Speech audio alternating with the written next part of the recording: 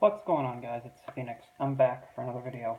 Hopefully this time this actually works. There's been some weird space issues with stuff on my phone, and that's been causing issues with recording. Really quickly before I get into the stuff that's in that title right there, found out today that TFCon USA is in the DC area this year. Oh my gosh. Granted, people have probably known about that for a while.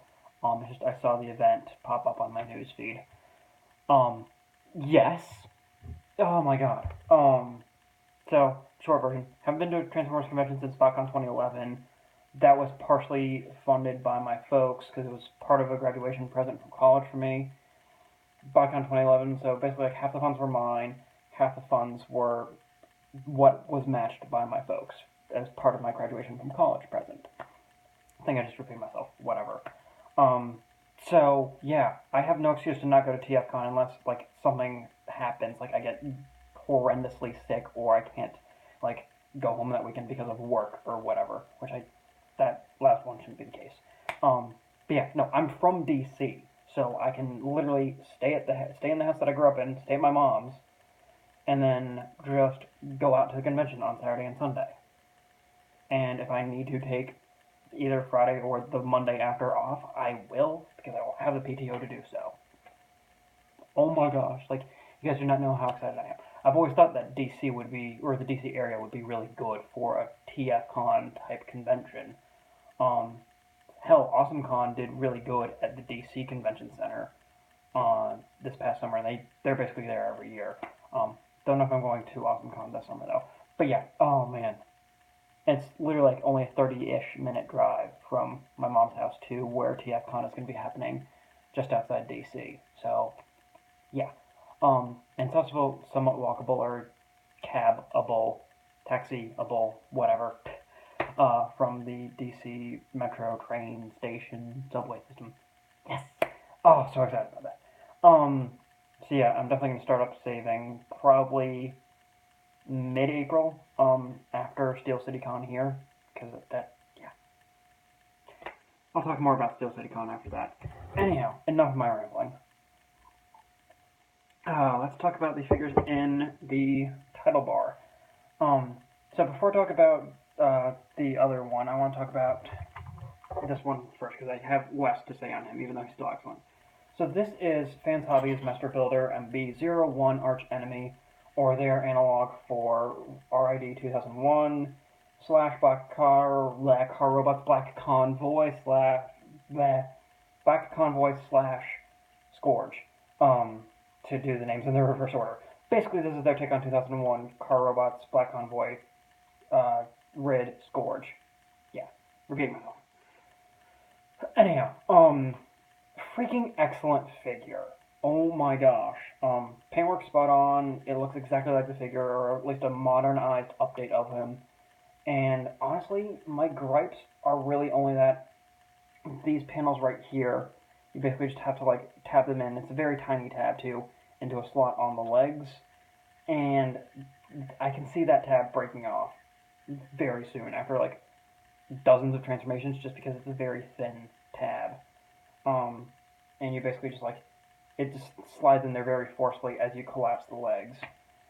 So that's gripe one. Gripe two, he looks fine-ish now, but there is a little bit of a minor QC thing here in the front where it's hard to get these chunks to tab in securely and properly together, so there's less of a gap there, or in the bumper. But that's a known issue. I know Ben's Collectibles also had that issue with his copy of the figure. So, yeah. I know, that I can overlook. Honestly, my other gripe, though, is, like, if I ever put this figure on my shelf, which I don't know if I will, because A, spacing, B, I just like having him on my desk, where would I put him? Is he supposed to be a Masterpiece analog? Is he supposed to be a Classics analog? What? I don't know, he doesn't really fit in with the Masterpiece aesthetic, or, like, I don't know, like, where exactly he fits in. It's kind of weird to me. Like, he is kind of Classics-ish, but at the same time he does feel kind of Masterpiece-y. He has this confusing, but still very cool, aesthetic to him, and it just, I don't know. I guess he's supposed to be classics, but at the same time I could see him being masterpiece. Which is funny because then if you look at the Repugnus that they released basically around the exact same time, although I think Repugnus is due out in a couple months, but people have been getting them early. He looks more like a classics Repugnus, or a classics styled update to Repugnus, I should say. But not Scourge / Black Convoy here. I guess he's masterpiece. I guess he's classics. Probably classics though because they were doing a Laser Prime redeco of him. But I don't know. I really want to see them do the trailer at some point, because that was one of my favorite parts of the original, which I do have in the other room. I'm just too lazy to grab him and transform him and do a side-by-side. But I will do that at some later point, probably, or I'll post something, probably on my Twitter, about that, because I actually do kind of want to do that. But I would love to see an updated version of the trailer, too, because I loved that Tinker trailer on the original toy. But for, like, I want to say, like, roughly 100 that this guy goes for, he's completely worth it. He's solid and hefty and just very fun. This is a very stellar first release from fanshobby, if you ask me. And yeah, I really freaking like him. And that's the nostalgia aside, because I love Car Robots / 2001 Red. It's a great series, if you ask me. Well, it's a good series, not great. I will always forever be partial to Beast Wars. Yeah, because that was my show, because I wasn't allowed during G1. Anyhow, so get him if you can. Highly recommend him. But the majority of this video, Maketoys Jazz, or Downbeat, as they're calling him. That it's probably going to be this thumbnail, me sniffing him, but I don't really care. Oh my gosh. So I originally wasn't going to get Downbeat here, just because of the 3 Jazzes that are out, because I think Mastermind is also doing one. For some reason, Generation Toys grabbed me more. If I had Generation Toys in alt mode, I'd be holding them up too. But, as a lot of people have said, and such, if you want an IDW Jazz that's more kind of classics-ish, go with Generation Toys. If you want like a G1-inspired masterpiece-alike Jazz, right here. Same thing that is the deal with Maketoys' Hound from the same range. Yeah, this is, oh god, the same thing is true with Downbeat here. I do have a couple minor nitpicks with him in that one of the leg panels in robot mode doesn't tab in fully. I want to say it was Bolt Matrix that was having the same issue. And then the light transmission is a little bit fiddly, but it's still very intuitive. We have an early contender here for my favorite figure of the year. This is my masterpiece Jazz. And I know I said that about Generation Toys' Jazz. That's going to be my Classics IDW Jazz. This is by far and away my masterpiece Jazz.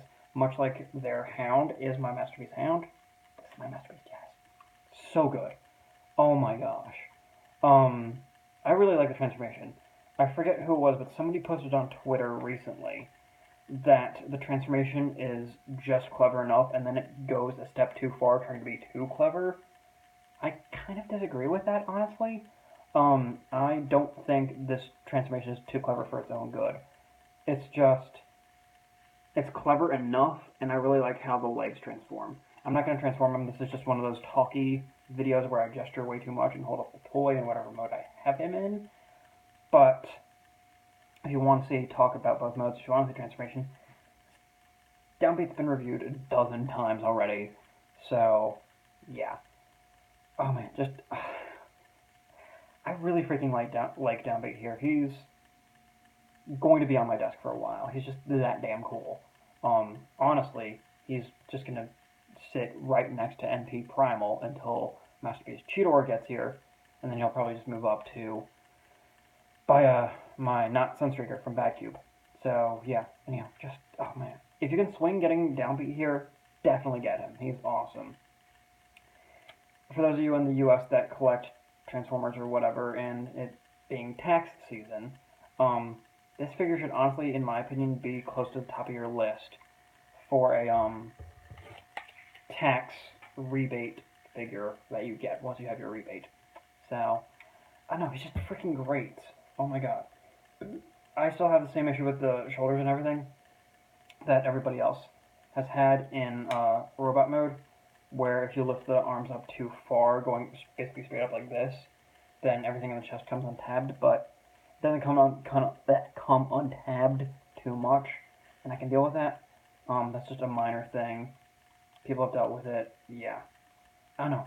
I'm really in love with Downbeat here, and it's just so good. I mean, come on, look at that undercarriage. Sleek. Just, oh man. He's really posable too, and for the most part, I'll set him to the side. I like all of his accessories. I haven't given him the alternate faces yet, just because I like the original face one, just the flat, neutral smile so much. But I like his gun, even though it is just plain gray plastic. There's one of the alternate faces. Honestly, probably my least favorite of the faces, just because the smirk. This is not going to work because this thing is freaking tiny. The smirking face is just, I don't know. It looks like he's going like this or something. I don't know. I feel like they could have sculpted the smirk a little bit better. It's an open mouth smirk. This missile launcher, cool. Same unpainted silver plastic here, although I think this is all one molded piece, just screwed together here. I do display them with this from time to time because I actually do really like this. Then you have the hip mounted speakers, which you guys have seen. These are cool. I do kind of wish they had a little bit of paint detail on the actual speakers, but it happens. I'm not too picky with paint, unlike a certain reviewer. The yelling face I like, but honestly probably won't ever display them with it. I feel like this is more for people that use their third-party figures for like stop motions and stuff, and I don't. Honestly, I like the grappling hook, but this is firmly in that other accessory that he used in one episode of G1 Camp. I like it, but I probably honestly won't ever display him with it, as evidenced by my dropping it. And then the speakers. I really like these. These are cool. I know he literally only used them in maybe 2 episodes of G1, but I don't know. Having these in both modes, because they also tap into the shoulders for robot mode, adds a nice little touch to him. Actually, before I transformed him back to vehicle mode last night, I had him fully speakered up. So, yeah, with the hip speakers and the shoulder / back of the car mode speakers. But yeah, really great figure. So, definitely get him if you can. Anyway, I've talked long enough. I'll see you guys in the next one. And hey, if you're gonna go to TFCon USA, let me know. Maybe I'll meet some of you guys there. I know it's not until freaking end of September, but hey, it'd be cool to meet some of you guys there. I'll talk more about TFCon, I'm sure.